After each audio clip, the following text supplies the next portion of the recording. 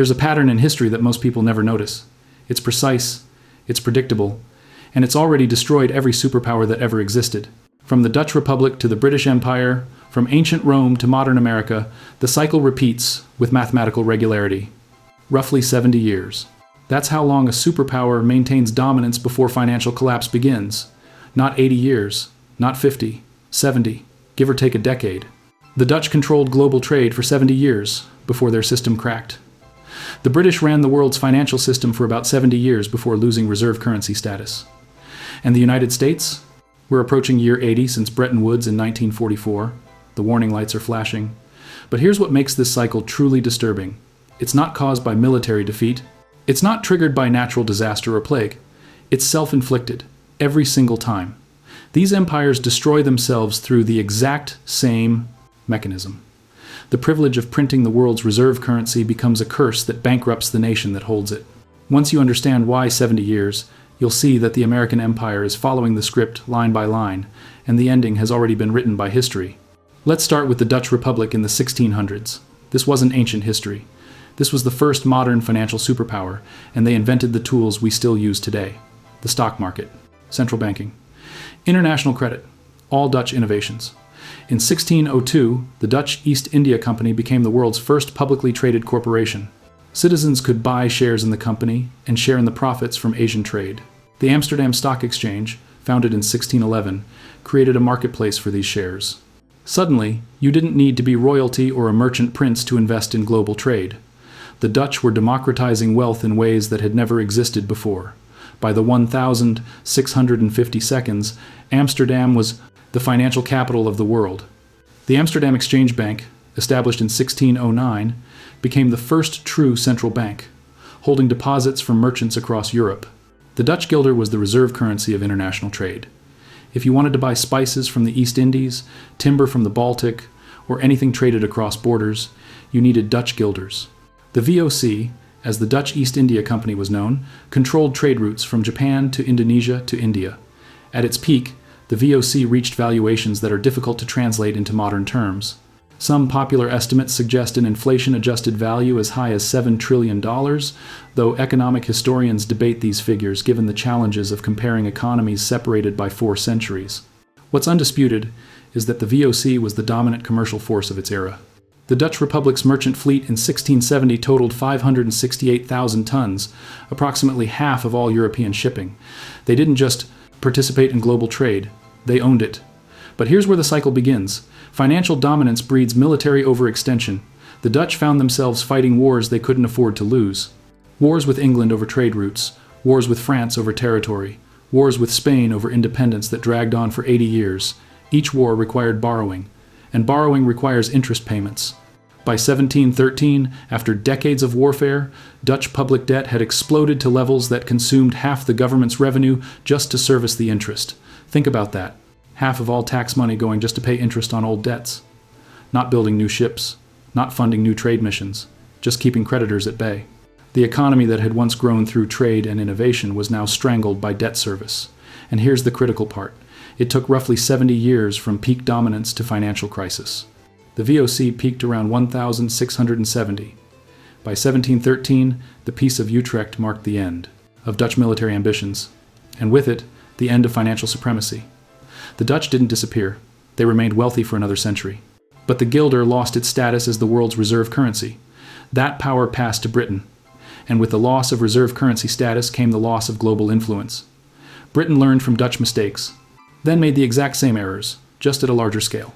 After defeating Napoleon in 1815, Britain emerged as the undisputed global superpower. The Royal Navy controlled the seas. The pound sterling, backed by gold, became the world's reserve currency. British banks financed trade across 6 continents. For a century, if you wanted to conduct international trade, you needed pounds. Britain held the same privilege the Dutch had held, and later the Americans would hold. They could print currency that the whole world had to use. This is called exorbitant privilege by economists, and it's the most powerful economic advantage a nation can possess. Think about what this means.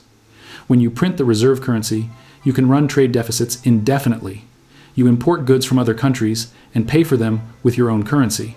Those countries have to accept your currency because they need it to trade with everyone else. You're essentially getting real goods in exchange for paper you can print. But there's a catch, and it's the catch that destroys every superpower. To maintain reserve currency status, you must keep the rest of the world confident in your currency. That means military strength to protect trade routes. That means financial stability to prevent currency debasement. And that means, eventually, overextension that leads to collapse. Britain's overextension came through 2 world wars. World War I cost Britain £650 million in 1914 debt, which exploded to over £7 billion by 1919. That's more than a 10-fold increase in just 5 years. To pay for it, Britain borrowed from everyone.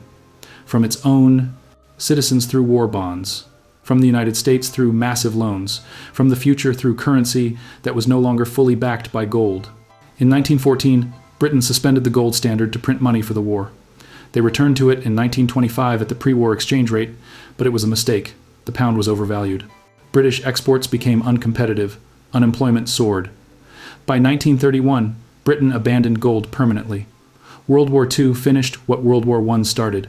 By 1945, Britain's debt had climbed to approximately 250% of GDP by some measures, with other estimates placing it around 230 to 270% depending on methodology. The empire was financially shattered. Cities were destroyed. The economy was exhausted, and Britain owed enormous debts to the United States. In July 1944, while war still raged, the Bretton Woods Conference redesigned the global financial system. Britain fought desperately to preserve the pound's status as a reserve currency. But the math didn't work anymore. A senior official at the Bank of England called the Bretton Woods Agreement the greatest blow to Britain next to the war. The pound was officially replaced by the dollar as the world's primary reserve currency. Britain had to accept it. The alternative was bankruptcy. How long did British financial dominance last? From 1815 after Napoleon's defeat to 1945 at Bretton Woods spans 130 years. But if we focus on when Britain truly dominated global finance with a gold-backed currency functioning as the world's reserve, the timeline tightens. The height of British monetary power ran roughly from the 1822nd stabilization through to World War I's outbreak in 1914. That's approximately 90 years. The pattern suggests that about 70 to 90 years represents the typical lifespan of reserve currency dominance. So why does this cycle take 70 years? It's not mystical. It's generational and mathematical. Here's how it works. When a nation first achieves superpower status, the generation that built it remembers the struggle. They understand the cost. They maintain fiscal discipline because they lived through the chaos that preceded their rise. But prosperity breeds complacency. The second generation grows up in wealth and security. They've never known hardship. They've never seen their nation struggle. So they begin to take liberties. They spend more. They borrow more. They extend military commitments because they've never lost a war. 70 years appears to be a critical threshold based on historical observation. It represents approximately 3 to 4 generations. 20 to 25 years per generation. By the third generation, no one alive remembers the founding struggle. The great-grandchildren of the generation that built the empire believe success is permanent. They believe the rules don't apply to them, and this is when the trap closes. Because reserve currency status creates a specific kind of economic disease. It's called the Triffin dilemma, named after economist Robert Triffin, who identified it in 1960. Here's how it works. When your currency is the global reserve, the world needs your currency to function. To supply that need, you must run trade deficits. You have to send your currency abroad. But if you run deficits too long, you accumulate debt and undermine confidence in your currency. If confidence breaks, countries stop using your currency as reserves and you lose your privileged status. But if you don't run deficits, the world experiences a shortage of your currency, global trade contracts, and countries start looking for alternatives. It's a trap with no exit. The reserve currency nation must choose between domestic economic stability and global currency dominance. Both cannot be maintained long term. The Dutch ran into this in the early 1700s. Britain ran into this by 1944. And the United States is running into it right now. 70 years seems to be the breaking point, long enough that fiscal discipline erodes, long enough that military commitments multiply beyond sustainability, long enough that the debt accumulated from maintaining global dominance exceeds the economy's ability to service it, long enough that a younger, rising power begins to challenge the existing order. Which brings us to the United States, the current holder of reserve currency status. currently approaching the 80-year mark since Bretton Woods. In 1944, the United States emerged from World War II holding roughly 75% of the world's monetary gold. The mainland was untouched by war. American industry was producing half the world's goods. The dollar, backed by gold at $35 per ounce, became the new global reserve currency. For 27 years, the system worked. But by the 1960s, the Triffin dilemma was becoming undeniable. The United States was spending more abroad than it earned. The Vietnam War, military bases in dozens of countries, foreign aid programs, all of this required sending dollars overseas. Other countries accumulated those dollars and started exchanging them for gold. The gold was leaving Fort Knox. France, under Charles de Gaulle, was particularly aggressive about converting dollars to gold. De Gaulle understood that America was printing more dollars than it had gold to back them, and he called the bluff. By 1971, the situation was unsustainable. President Richard Nixon closed the gold window on August 15th. No more gold backing. The dollar became pure fiat currency, paper backed by nothing except the U.S. government's promise. This was the Nixon shock, and it ended the Bretton Woods system. But here's the remarkable thing. The dollar remained the global reserve currency even without gold backing. Why? Because oil. In the 1970 seconds, the United States made deals with Saudi Arabia and other oil-producing nations. Oil would be priced in dollars globally. If you wanted to buy oil, you needed dollars. This created artificial demand for the currency, even without gold backing. The petrodollar system was born, and it allowed the United States to continue running deficits far beyond what would normally be possible. But the fundamental problem remained. Debt was accumulating. In 1980, U.S. national debt was $900 billion. By 2000, it was $5.6 trillion. By 2020, $27 trillion. Today, in 2025, it's over $36 trillion. That's a 40-fold increase in 45 years, and it's accelerating. The United States now runs trillion-dollar deficits annually, even during periods of economic growth.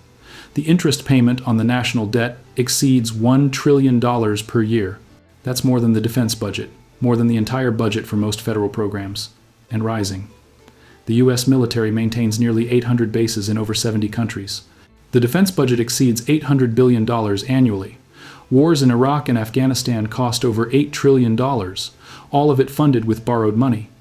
This is the same pattern. Military overextension funded by debt.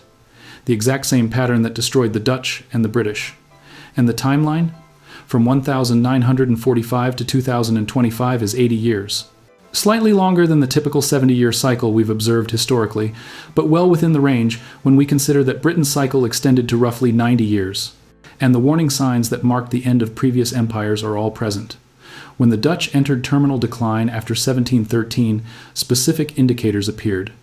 Their share of global trade fell. Other nations, particularly Britain, built larger fleets. The guilder weakened against other currencies. Credit became more expensive for Dutch merchants as confidence eroded. Most telling, the Dutch adopted an isolationist policy, cutting military spending in a desperate attempt to pay down debt. It didn't work. Once you lose reserve currency status, the spiral is nearly impossible to reverse. When Britain entered terminal decline after 1945, the same signs appeared. The pound was devalued in 1949, then again in 1967. Each devaluation destroyed savings and signaled to the world that Britain could no longer maintain its currency's value. Colonies gained independence not primarily through military defeat, but because Britain couldn't afford to keep them. India in 1947. Egypt nationalized the Suez Canal in 1956, and Britain's military response was humiliatingly inadequate. By the 1970 seconds, Britain had to seek a bailout from the International Monetary Fund. The nation that had designed the global financial system was now a supplicant begging for help. Now look at the United States in 2025. The dollar's share of global reserves has fallen from over 70% in 2000 to approximately 58% today. That might not sound dramatic, but in reserve currency terms, it's a landslide. Countries are actively diversifying away from dollars. China and Russia are conducting trade in their own currencies. The BRICS nations, Brazil, Russia, India, China, South Africa, plus new members like Egypt, Ethiopia, Iran, and the UAE are building alternative payment systems. Not because they want to destroy America, but because they see the same signs that appeared before previous reserve currencies collapsed. The U.S. trade deficit runs around $1 trillion annually. That means America imports $1 trillion more than it exports every year. Under normal circumstances, this would destroy a currency. But because the dollar is the reserve currency, the world has to keep accepting it. For now, China has become the world's manufacturing powerhouse. Much like America was in 1945, they're building trade relationships across Africa, Asia, and Latin America through the Belt and Road Initiative. They're internationalizing the yuan, allowing other countries to hold it as reserves. They're not trying to replace the dollar tomorrow. They're positioning for when the dollar inevitably loses reserve status, just as America positioned itself during Britain's decline. The parallels are exact, and the timeline fits. 80 years since Bretton Woods, the third generation since 1945 is now in power. The generation that remembers World War II is gone. The generation that remembers the Cold War is retiring. The current generation has only known American dominance and assumes it's permanent, exactly as the third generation did in the Dutch Republic, exactly as it did in Britain. History offers insights into what happens when reserve currency status is lost, though each transition is unique. Controlled decline or catastrophic collapse represent the two broad paths nations have followed. Britain experienced controlled decline. It was painful, humiliating, and took decades. But Britain didn't disappear. It adjusted to being a second-tier power. The empire dissolved. Living standards fell relative to rising nations. But the country survived and eventually found a new role in the global system. The Dutch experienced something similar, though over a longer timeline. They remained prosperous, but their golden age of global dominance was finished by the mid-1700s. Catastrophic collapse looks different. It looks like Weimar Germany in the 1922 when hyperinflation destroyed the currency and social order. It looks like the Soviet Union in 1991 when an empire dissolved seemingly overnight. It looks like various historical examples where financial collapse triggered complete political disintegration. Which path the United States takes likely depends on how the transition is managed. If American policymakers recognize the historical parallels and adjust policy to slow the decline, something resembling Britain's controlled descent becomes possible. If they refuse to acknowledge the pattern and continue accumulating debt while maintaining unsustainable military commitments, a more chaotic outcome could emerge. But historical precedent suggests the outcome follows predictable patterns. No nation has ever maintained reserve currency status indefinitely. The Triffin dilemma represents a mathematical trap with no permanent solution. You cannot run deficits forever without undermining currency confidence. And you cannot stop running deficits without creating a global liquidity crisis that pushes other nations toward alternatives. It's a structural problem that every reserve currency issuer has faced eventually. And 70 to 90 years seems to represent the point where these contradictions become unmanageable. The 70-year cycle isn't prophecy. It's pattern recognition based on repeated historical observation. The Dutch experienced roughly 70 years of financial dominance before systemic crisis emerged. The British maintained reserve currency status for approximately 70 to 90 years from consolidation to terminal decline. The United States now stands at the 80-year mark since Bretton Woods. Every empire that achieved reserve currency status followed the same path: early discipline and growth, middle period expansion and military overextension, late period debt accumulation and loss of confidence, collapse of reserve currency status, decline into secondary power. The cycle repeats because human nature doesn't change. Generational memory fades, fiscal discipline erodes. The privilege of printing the world's money becomes a curse that destroys the nation that holds it. The United States is not special. The American empire is following the script exactly as it was written by the Dutch in the 1700s and by Britain in the 1900s. The debt is unsustainable. The deficits are permanent. The military is overextended, and the rest of the world is preparing for the transition. The question is not whether the cycle will complete. The question is how painful the transition will be and what comes after. Because if history teaches us anything, it's that empires always believe they're different. They always believe the old rules don't apply, and they're always wrong. The 70-year cycle is undefeated. And it's not finished with us yet. If this changed how you see the current global financial system and why history keeps repeating itself, hit subscribe. Because when the cycle completes, you'll want to understand what happened and why no one saw it coming, even though it was written in history all along.